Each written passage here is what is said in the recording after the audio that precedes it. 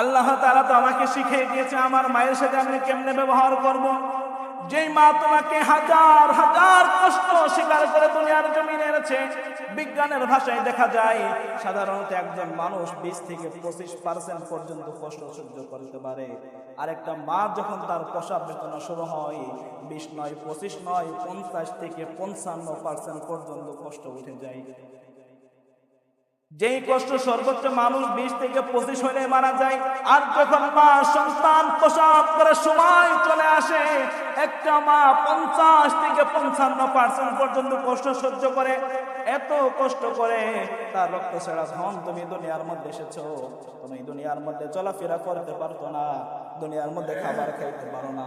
তোমার মা তোমাকে চলা শিখিয়েছে, তুমি মায়ের কোলের মধ্যে প্রসাব করেছো, পায়খানা করেছো, তোমার মা তোমাকে ফেলাই দেয় নাই।